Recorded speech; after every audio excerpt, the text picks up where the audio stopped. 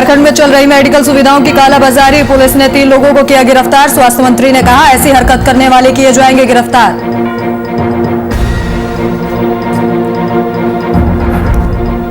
हाफिजुल हसन ने ली विधानसभा सदस्यता की शपथ। विधानसभा अध्यक्ष ने दिलाई शपथ। हाफिजुल हसन जल्द करेंगे अपने विभाग की समीक्षा।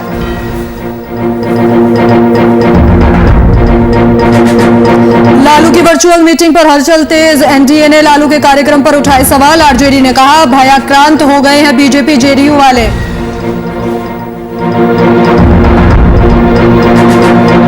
और एम्बुलेंस मामले पर बीजेपी सांसद रूडी की बड़ी मुश्किलें। पूर्व आईपीएस अमिताभ दास ने रूडी पर एफआईआर के लिए डीजीपी को लिखा पत्र।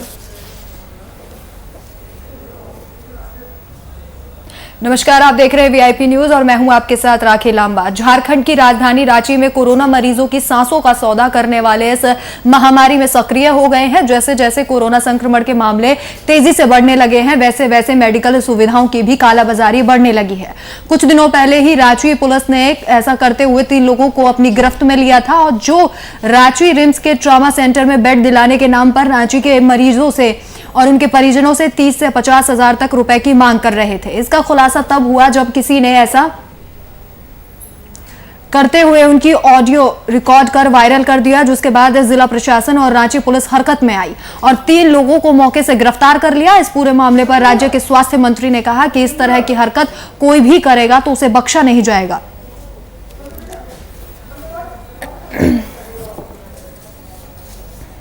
सर, एक ऑडियो वायरल हुआ था जिसमें कि रिम्स का बेड का सौदा लगाया जा रहा था, 30,000 40,000 कीमत तय की। उसको 3 लोग पहले गिरफ्तार किए जा चुके हैं, चौथा भी कल गिरफ्तार हुआ है। पूरा बरियातू पुलिस लगी हुई है और हमने तुरंत इसको संज्ञान में लिया था और इस पर कड़ी से कड़ी कार्रवाई सुनिश्चित करेंगे।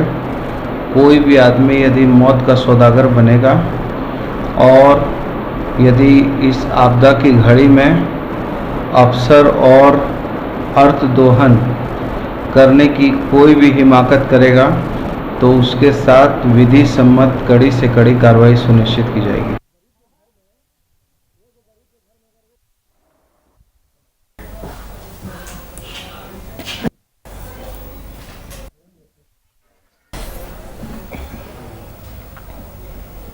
मधुपुर से नवनिर्वाचित विधायक और मंत्री हाफिजुल हसन ने विधानसभा के सदस्यता की शपथ ली। हाफिजुल हसन को शपथ विधानसभा अध्यक्ष रविंद्रनाथ महतो ने विधानसभा परिसर में दिलाई। मिली जानकारी के अनुसार हाफिजुल हसन जल्द अपने विभाग की समीक्षा भी करेंगे।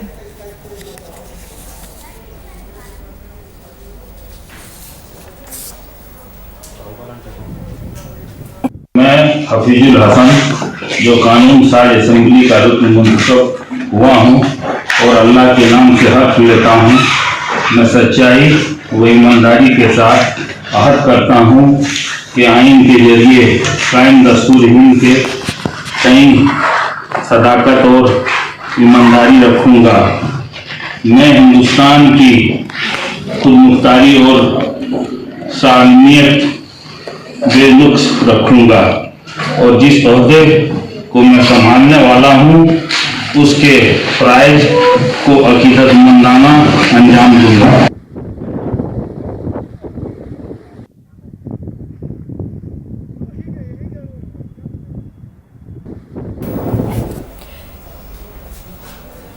जहां प्रमुख पप्पू यादव का हमला करने का सिलसिला थमने का नाम नहीं ले रहा है। पप्पू यादव ने एक बार फिर से सिलसिलेवार हमला किया और यादव ने छपरा में उद्घाटन किए गए चालक प्रशिक्षण केंद्र के बंद होने को लेकर सवाल खड़ा किया है। और इसी कड़ी में उन्होंने जाप सुप्रीमो ने के लगातार केंद्र में संचालन में सरकारी पैसे का गलत इस्तेमाल किए जाने की बात कही और सरकार से इसकी जांच करने की मांग की है। वहीं सरकार पर निशाना साधते हुए उन्होंने बताया कि एम्बुलेंस के अभाव में होने वाली मौत का भी यहां पर जिक्र किया गया।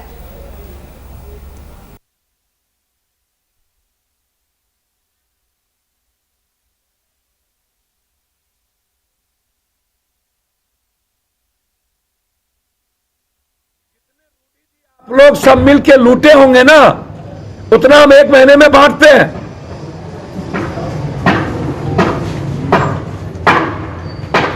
एम्बुलेंस की बात करते हैं, छपरा में जितनी घटना घटी, पप्पू यादव ने 50,000 से लाख लाख रुपया पहुंचाए, और वो सारे प्रूफ के साथ। आप एक भी मर्डर और घटना में आज तक नहीं गए। लिस्ट फिरहस्त है। हमारी कोई निजी दुश्मनी नहीं है, लेकिन मेरा सवाल है कि जो एम्बुलेंस का पैसा आपने चलवा के लिया वो कहां रखा? एफआईआर होना है। वो आप निजी पैसे कोष में नहीं रख सकते थे। सरकार का पैसे का गबन हुआ है, तो जब सरकार के पैसे का गबन हुआ तो एफआईआर होगा ना, इंक्वायरी होगी ना। और जब आपको ड्राइवर नहीं हो सकता, मोदी है तो मुमकिन है, तो फिर आप रिजाइन कर दीजिए। डॉक्टर भी 20-25 से ज्यादा नहीं है पूरे बिहार में। एमडी डॉक्टरेट 20 से ज्यादा नहीं है। और की बात छोड़ दीजिए। कौशल विकास के अंदर वो भी ट्रेनिंग देना था, और इसी कौशल विकास के अंदर वो भी ट्रेनिंग देना था, और सब पैसा घोटाला कर लिए, इसलिए मोदी जी को हटाना पड़ा। तो पहले बीजेपी को समझाइए। अरे पीसी के बाद करना शुरुआत। इस कोरोना काल में जहां एक और सत्ता पक्ष पर लगातार विपक्ष हमलावर दिखाई दे रहा है, तो वहीं दूसरी तरफ जाप सुप्रीमो पप्पू यादव का बिहार में बढ़ते कोरोना संक्रमण के बीच अस्पतालों का दौरा लगातार पप्पू यादव के द्वारा किया जा रहा है। जाप सुप्रीमो यादव ने इसी मामले में फिर एम्स में पहुंचे और वहां के मरीजों का हालचाल जाना। आपको बता दें कि कहीं बेड की समस्या, तो कहीं मरीजों के परिजनों को समस्या से जूझना पड़ रहा है, तो कहीं पर ऑक्सीजन की समस्या से दो चार होना पड़ रहा है। ऐसे में जाप सुप्रीमो पप्पू यादव ने खुद अस्पताल का निरीक्षण कर लोगों की परेशानियों को दूर करने के लिए उनकी मदद करते हुए नजर आए।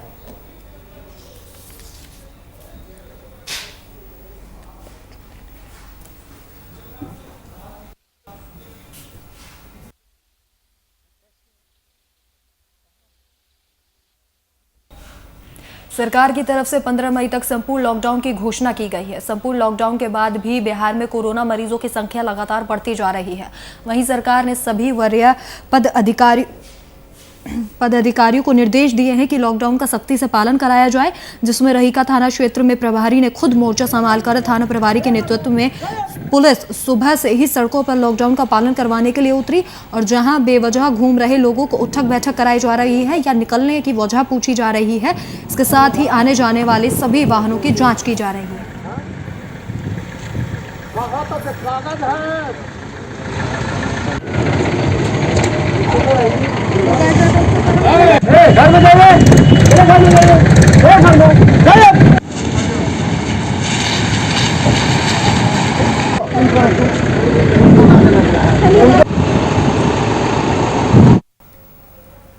बेगूसराय में कोरोना संक्रमण की मौजूदा स्थिति का जायजा लेने के लिए केंद्रीय मंत्री और बेगूसराय सांसद गिरिराज सिंह ने बेगूसराय स्थित सर्किट हाउस में अधिकारियों के साथ बैठक की, और इस दौरान उन्होंने आदेश दिए कि कोरोना की जो भी गाइडलाइंस है उनका पालन कराया जाए, और इसके साथ ही बैठक में एसडीओ, सिविल सर्जन और मजिस्ट्रेट समेत अन्य पदाधिकारी मौजूद रहे।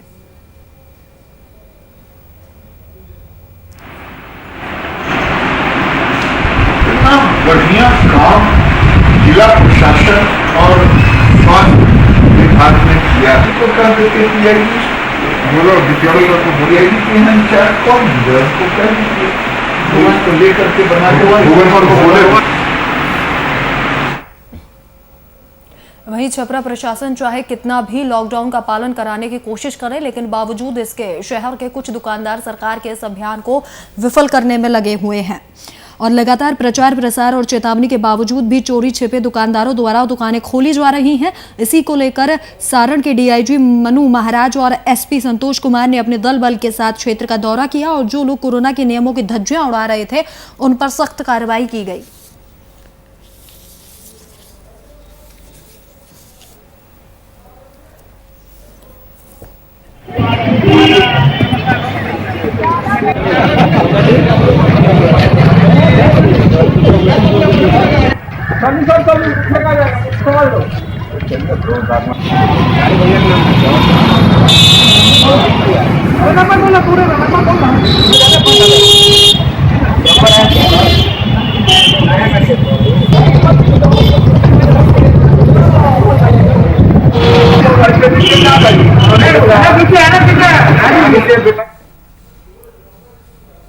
कोरोना संक्रमित मरीजों के आंकड़े में लगातार इजाफा हो रहा है और इसी बीच राज्य बढ़ते संक्रमण को देखते हुए लॉकडाउन का रास्ता अपना रहे हैं। इन्हीं कारणों से राज्य में अब प्रवासी मजदूर भी पलायन करने के लिए मजबूर हो चुके हैं और पलायन का सबसे ज्यादा असर रेल जगत पर पड़ता है और प्रवासियों का आना जाना रेल के माध्यम से लगातार इस कोरोना के दौर में देखा गया है। चाहे साल 2020 की बात कर लें या फिर 2021 की, रेल ही एकमात्र ऐसा विकल्प है जो राज्य से दूसरे राज्यों तक प्रवासी मजदूरों को पहुंचाने के लिए सबसे आगे दिखाई देता है। इसी कड़ी में संक्रमण के बढ़ते प्रकोप के कारण रेल प्रशासन पूरे तरीके से तैनात है और गाइडलाइन के तहत रेल प्रबंधन लगातार काम कर रहा है।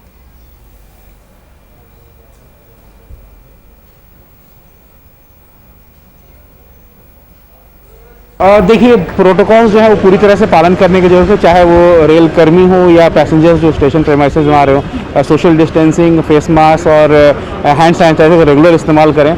जब भी ट्रेन में ट्रैवल करें तो अपनी ज़रूरत की चीज़ें, थोड़ा लाइट ट्रैवल करें आप, और अपनी ज़रूरत की चीज़ों को जरूर अपने साथ रखें, जैसे कि लिनन है या टॉवल है, इस तरह की चीज़ें। खासकर जो महिलाएं, बुजुर्ग और बच्चे हैं उनको ट्रैवल में ध्यान में रखते हुए। साथ ही जो खाने पीने की चीज़ें हैं वो भी ट्रेन में अब लिमिटेड तरीके से ही सेल किया जा रहा है, केवल पैक्ड फूड ही दिया जा रहा है ऑन पेमेंट। तो और लोगों से ये भी आपके माध्यम से अपील रहे कि जब भी वो ट्रैवल करें, अपने इन सारी चीज़ों का जो बेसिक नीड्स उनका ट्रैवल करें, जब तक ज़रूरत ना हो बिल्कुल ट्रैवल ना करें।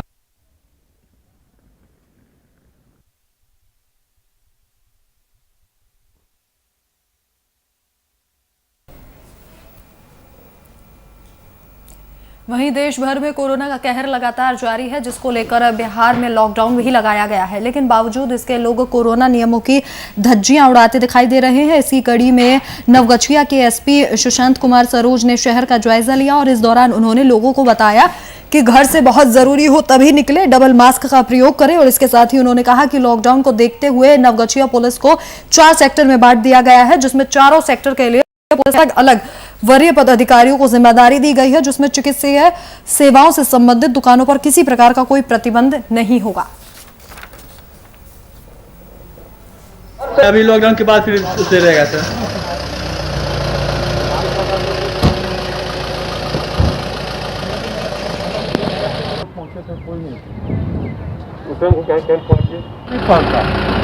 वो डरे भय नहीं जिंदगी।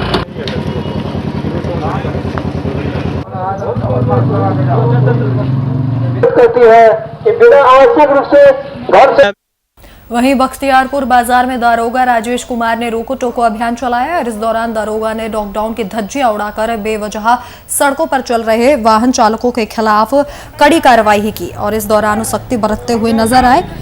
वहीं जो लोग बिना काम के सड़कों पर पाए गए उनको हिदायत देते हुए घर लौटने की सलाह भी दी। आपको बता दें कि लॉकडाउन का पालन करवाने के लिए बख्तियार पुलिस हर मुमकिन कोशिश कर रही है। वहीं इस क्रम में रोको टोको अभियान चलाकर सभी लोगों से घर से बाहर निकलने का कारण पूछते हुए सख्त हिदायत दी गई कि बिना काम के घरों से बाहर ना निकले।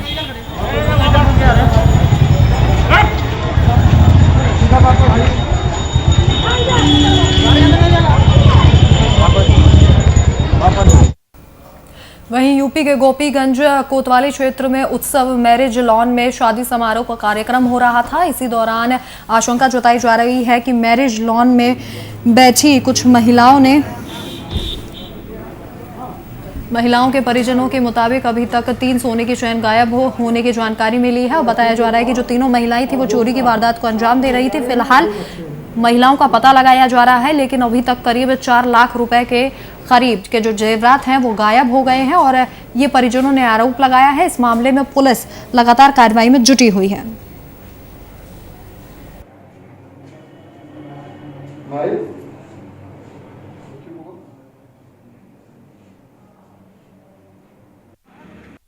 रात में इन लोगों को कोई चाय में कुछ पिला दिया, जितने लोग बेहोश हैं इस समय, और इन लोगों के गले में से 2-2 भर की सकड़ी 3 लोगों का निकाल दे गया, कोई जान नहीं पाया। सुबह जब ये लोग बड़ा विदा होने के बाद लोग जगाने लगे तब जाके पता चला कि लोग बेहोश हैं। तब पता चला है कि इन लोगों की सकड़ी नहीं है गले में। कितनी कीमत का सोना ले गए? सभी का मिलाकर 6 भर होता है, 2-2 भरों का एक लोगों का था। कुछ और भी सामान गायब हुए हैं? और सामान नहीं पता चल रहा है अभी, अब होश आने पर पता चलेगा क्या गायब है।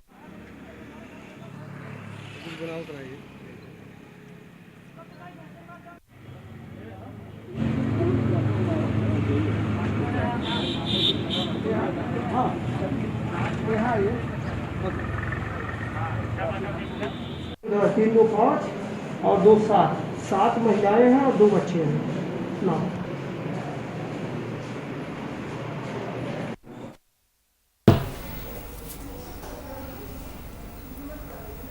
वहीं बिहार में बढ़ते कोरोना संक्रमण को देखते हुए राज्य सरकार ने 15 मई तक लॉकडाउन लगाया है। इसके बावजूद भागलपुर में अब भी लोग सड़कों पर बेवजह घूमते नजर आ रहे हैं, जिसमें कई दुकानदार चोरी छिपे अपनी दुकानों को खोलते और बंद करते हुए नजर आ रहे हैं। वहीं इसकी सूचना मिलने पर सदर अनुमंडल पदाधिकारी आशीष नारायण और सिंह और सिटी एएसपी पूरन झा दलबल के साथ मुख्य बाजार और शाह मार्केट पहुंचे और छापेमारी की और जो दुकानें खुली पाई उनको सील कर दिया गया।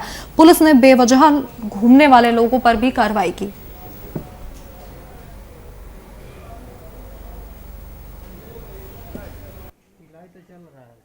मैंने और एएसपी सिटी ने भ्रमण किया है। भ्रमण के दौरान कुछ कार्रवाइयां भी की गई हैं। सुबह में सूचना मिलने पर दो दुकानें कपड़े की जो गुपचुप तरीके से कपड़े बेच रहे थे उनको सील भी किया गया है। इसके अलावा 11 बजे के बाद खुली करीब 3 दुकानों को भी सील किया गया है। कुछ और लोगों पे कार्रवाई हुई है जो बेवजह सड़क पे घूम रहे थे और अनुपालन नहीं कर रहे थे लॉकडाउन का, उनके विरुद्ध भी कार्रवाई की गई। उनके विरुद्ध प्राथमिकी 188 के अंतर्गत धारा 188 भारतीय दंड विधान के अंतर्गत दर्ज की जाएगी और उन पे एफआईआर।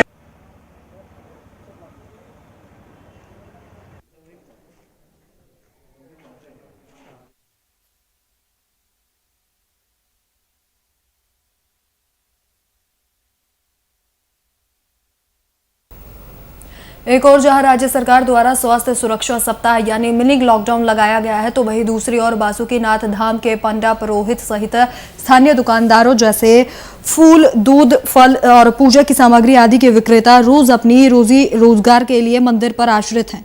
उन लोगों पर लॉकडाउन का काफी गहरा प्रभाव पड़ा है। वहीं लोगों में लॉकडाउन की अवधि लगातार बढ़ने के कारण काफी नाराजगी देखी जा रही है। लोगों का कहना है कि सिर्फ खर्च खाने मात्र का नहीं है, लोगों की दिनचर्या में भी रोजाना इस्तेमाल होने वाली कई वस्तुएं हैं जैसे साबुन, सर्फ, तेल, मसाला इत्यादि। इनकी मांग है कि यदि सरकार लॉकडाउन नहीं हटाती है तो कम से कम आर्थिक मदद कर दे ताकि वो अपनी दिनचर्या की अति आवश्यक चीजों की पूर्ति कर सकें।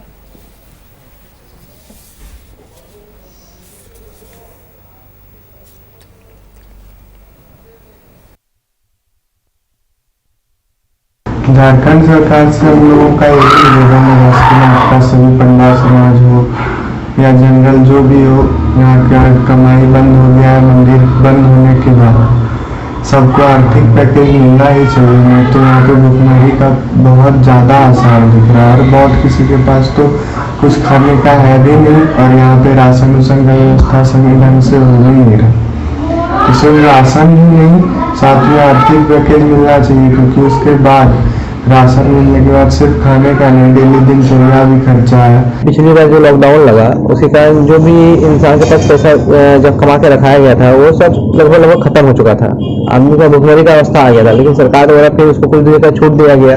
लगभग 2 महीना में फिर हम लोग कुछ रिकवर हुए, खाने पीने का कुछ जुगाड़ लग गया, कुछ जगह की तरह चलने लगा। लेकिन सरकार लगातार लॉकडाउन पे लॉकडाउन लगा रही है। क्या इसका हल ये नहीं है? कोरोना से खत्म होने का डायरेक्ट लॉकडाउन है। आदमी 200 रुपया दिन में रहता है किसी की दुकान पे, खाता है, तब उसकी जिंदगी चलता है, परिवार है, बाल बच्चा है। आपको लॉकडाउन लगाने का लगा देते हैं, ये देखते नहीं कि गरीब आदमी खाएगा क्या, करेगा कैसे, जिंदगी यापन कैसे करेगा। एक घर में उसके परिवार सहित 5 आदमी हम जोड़ लीजिए, 5 आदमी रहता है, अब उसको लॉकडाउन लगा दिए। अब वो 5 आदमी अपना परिवार को कैसे चलाएगा? पहले तो 1 साल से हम लोग बैठे हुए थे, फिर बीच 2 महीना 3 महीना मंदिर चालू हुआ तो उसमें हम लोगों का आर्थिक स्थिति कुछ सुधार हो रही थी। उसके बाद हुआ फिर मंदिर बंद।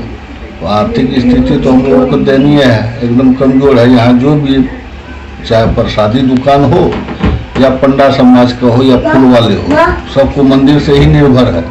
और मंदिर बंद हो जाता तो हम लोगों का जो आर्थिक स्थिति कमजोर हो जाता है। तो राज्य सरकार जो है, राज्य सरकार हम लोगों को मदद करे।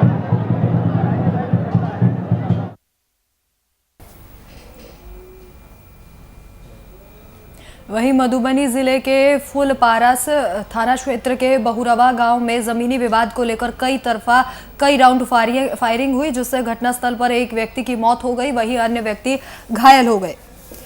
वहीं इस घटना की सूचना पुलिस को दी गई। मौके पर पहुंची पुलिस ने आनन फानन में घायलों को इलाज के लिए अस्पताल में भेजा। फिलहाल पुलिस आरोपी की तलाश में जुटी हुई है।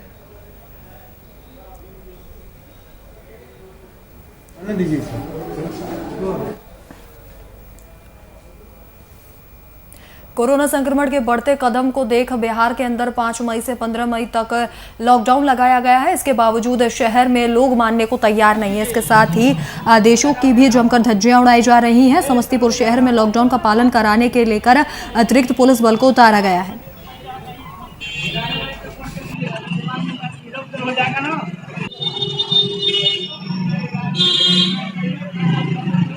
सिर्फ कुछ ये हुए थे कि कोरोना के चलते जो तो सरकार का जो है सो पालन कर रहे हैं। दुकानदार बंद कर 11 बजे तक बंद करवा देना है।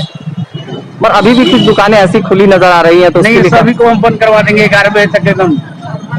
तो अतिरिक्त पुलिस बल जो है तैनात किया गया इसी को लेकर। दंगा नियंत्रण है फोर्स हुआ है इसी के लिए, कोरोना के चलते जो है। तो कौन कौन जगह पे रहेंगे शहर में, कहाँ गुदड़ी बाजार से लेकर मरवाड़ी बाजार तक।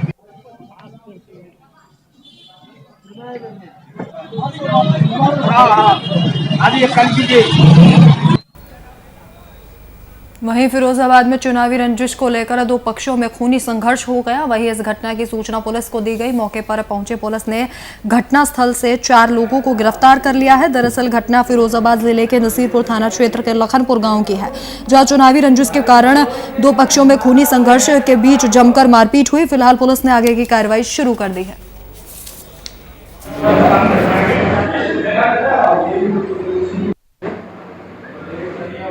इलेक्शन के लिए, इलेक्शन से चल रहा है झगड़ा, ये इलेक्शन के लिए। यार अभी इलेक्शन हुआ है, ये आए अभी सोया भी नहीं हुआ था थोड़ा बहुत। तब मैं घर पे था तो मैं पहुंचा तब भी शांत हो गया। बाहर मैं फिर आया, मैं फिर से घूम के तो ये 4-5 लोग 6-7 लोग थे। उनके पापा उनके भाई सबों के हाथों में हंसले थे, गोली चला रहे थे। मैं पहुंचा तो मैं आगे गया, मैंने कहा क्यों लड़ रहे, तो ये लड़का अपने साथ रहेंगे, इसने गोली दी मुझे।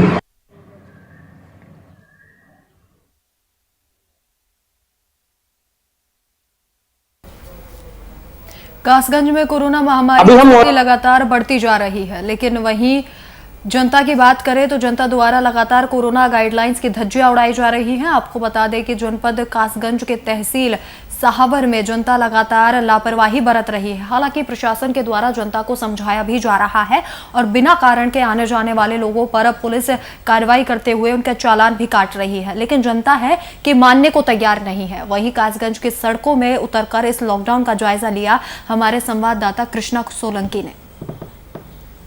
अभी हम मौजूद हैं जनपद कासगंज के कस्बा सहावर में, जहां पर कि आपको बता दें कि जनता द्वारा कोरोना गाइडलाइन की लगातार धज्जियां उड़ाई जा रही हैं। यूं तो यूपी सरकार द्वारा 10 मई तक का लॉकडाउन लगाया गया है, लेकिन जो प्रशासन है, प्रशासन तो पूरी मुस्तैदी के साथ काम कर रहा है। आपको तस्वीरों में दिखाएंगे, प्रशासन द्वारा लगातार चालान भी काटे जा रहे हैं और लगातार जनता को समझाया भी जा रहा है, लेकिन जनता के द्वारा कोरोना गाइडलाइन की लगातार धज्जियां उड़ाई जा रही है। हमारे साथ कुछ लोग हैं जिनको प्रशासन द्वारा रोका गया है, उनका चालान काटने के लिए रोका गया है। उनको दिखाएंगे वो किस तरीके से कोरोना गाइडलाइन की धज्जियां उड़ा रहे हैं। भैया क्या नाम है आपका? मनोज कुमार जी, मनोज कुमार।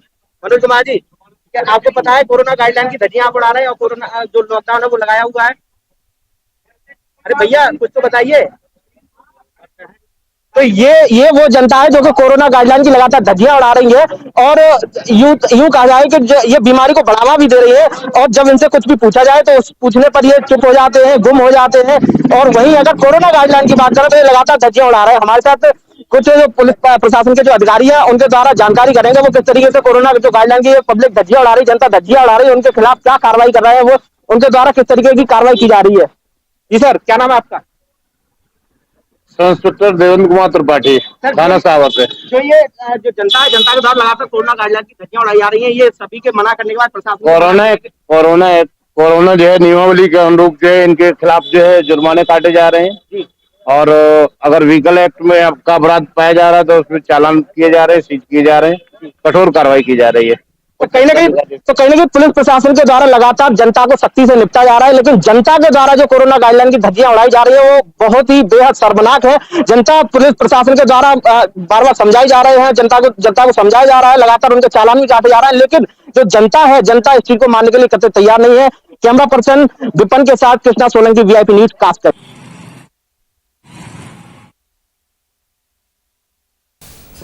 फिलहाल इस वक्त के बुलेटिन में मेरे साथ इतना ही। देश और दुनिया की तमाम बड़ी खबरों के लिए देखते रहिए VIP न्यूज। नमस्कार।